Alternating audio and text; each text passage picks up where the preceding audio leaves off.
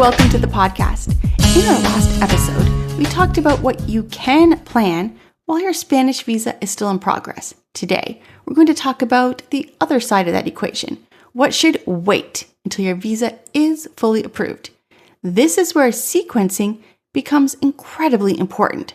When you're in the middle of major life transitions, it's natural to want clarity. It feels productive to lock things in: dates, leases, shipments, arrivals. But some decisions carry more weight than others, and timing those correctly can dramatically reduce stress. Let's start with shipment departure. Once your household goods leave America, your move shifts from theoretical to operational. There's still flexibility in international shipping, but there are more moving parts. You have transit, custom coordination, delivery schedule, and storage, and all that alignment has to come into play. That doesn't mean that you can't plan your shipment early. You absolutely should. But the actual departure timing is usually best aligned more closely with confirmed visa approval. Why? Because departure triggers momentum. And when immigration timelines are still fluid, preserving a little buffer protects you from unnecessary pressure. Now, let's talk about housing. Permanent housing decisions can feel urgent. Many people think, if I can just secure a lease, I'll feel settled. But signing a long-term lease before visa approval can create emotional and logistical strain. If your approval takes longer than expected, or if travel timing shifts even slightly, housing commitments can start to feel heavy rather than exciting. This is why temporary housing often plays a valuable role in visa pending relocations. It preserves your flexibility.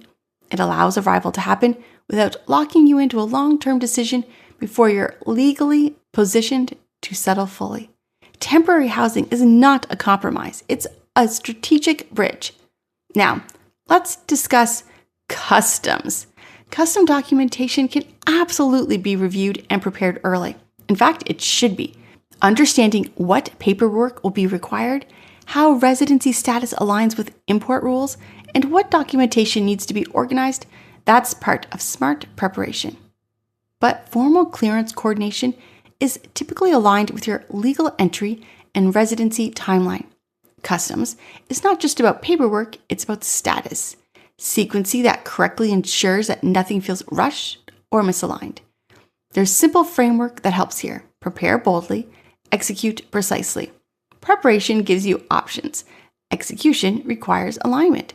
When people blur these two phases, they often fall into one of two traps.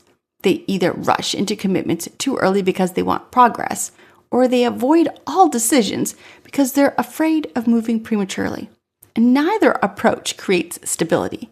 The balance approach is intentional pacing. You allow yourself to think through scenarios. You clarify what your shipment might look like.